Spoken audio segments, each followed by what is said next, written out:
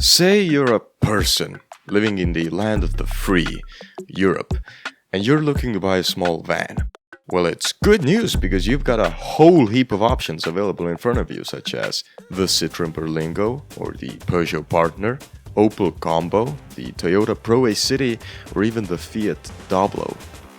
But you already know very well that all of these are essentially the same car, just with headlights and bumpers swapped out. The same car sold in the same markets under 6 different brands. But in the world of vans, this is incredibly commonplace, as nearly every van you can buy, in Europe that is also sold under at least one other brand. Even recently, after decades of both going at it alone, both Ford and Volkswagen are now selling each other's vans under different names. But really, when it comes to rebadging, let's be honest, talking about vans and trucks is a cheap shot.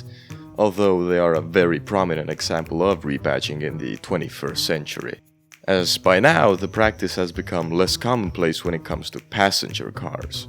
This comes down to a few reasons, such as entire brands being discontinued from a company's lineup, such as Mercury or Plymouth. Indeed, by the time Plymouth was discontinued in 2000, the only exclusive model they had was the Prowler, as every other Plymouth was available as a similar model from Dodge. To avoid that kind of situation, car makers have generally tried to further differentiate their models from different brands in recent years. Most cars you see on the roads today simply share their platforms and engines with other models. For example, the Skoda Octavia, Seat Leon, and the Volkswagen Golf. All based on the same platform and available with the same engines, but you wouldn't know that just by looking at them. But anyway, to get to the point, what is the most rebadged car available today and in history? Now, to find an answer, we need to lay down some rules. First, we're only counting cases where a car was sold under multiple brands. So the Mitsubishi ASX, also being called RVR and Outlander Sport in different markets, doesn't count. That's just one brand selling a car in different regions with different names. And our second rule, a rebadged car must share the majority of its body panels with the original model, as anything that goes beyond just a different bumper and maybe lights is already too much effort for us.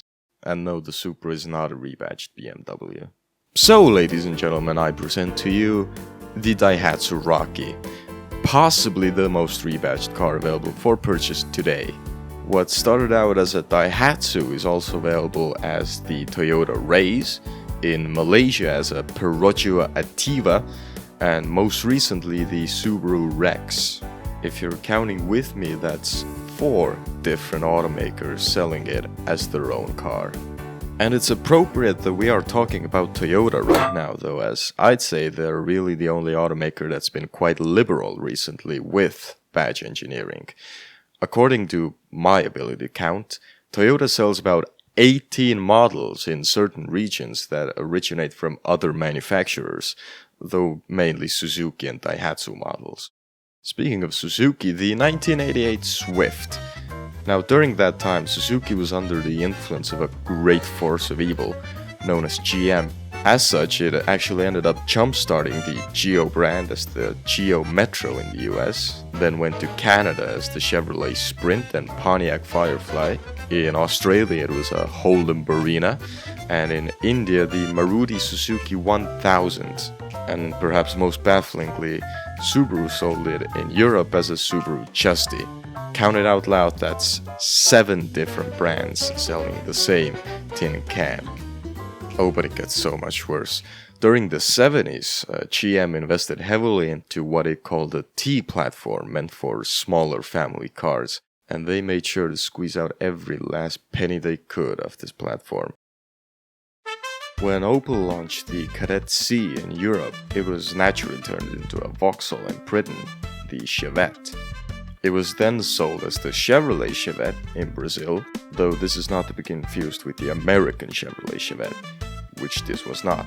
But it did reach America, however, as a Buick Opel, thereby also getting the achievement of being the hardest car to Google.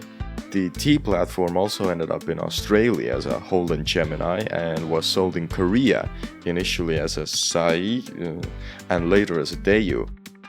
And finally, if you lived in Argentina during the mid-90s, you could get one of these, a GMC Chevette.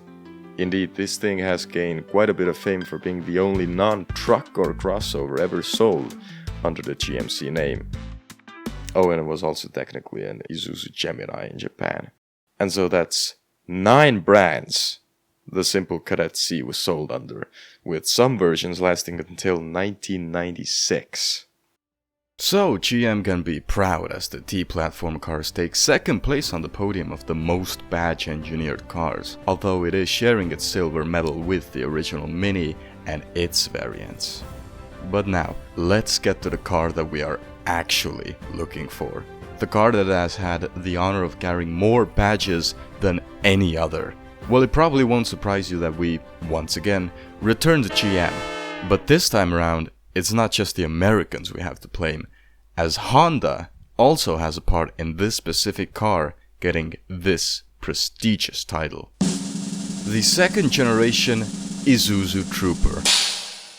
Under Isuzu's partnership with GM, it was initially also sold as a Chevrolet Trooper in South American markets. As the smaller Isuzu Rodeo was already marketed in Europe under the Opel and Vauxhall brands, it shouldn't come as a surprise that the Rodeo's bigger brother was also sold as an Opel and Vauxhall, as the Monterey. Holden had basically already become GM's dumping ground by that point, so let's add the Holden Jackaroo to this list as well. More interestingly, for a period of time, it received a standalone sporty version and as such was sold as a HSV Jackaroo, HSV being Holden's performance division. A total of just 313 HSV Jackaroos were built, so funnily enough it's actually more rare than a Porsche Carrera GT. Let's turn to Japan now, where Subaru continued to sell the Trooper as their Subaru Bighorn, but more interestingly than that, Honda also sold it in Japan as a Honda Horizon, because in their words, the new Horizon is the result of a development project stemming from an agreement between Honda and Isuzu to find and pursue product areas that are mutually complementary. So in 1995, this development project also led to the Acura SLX.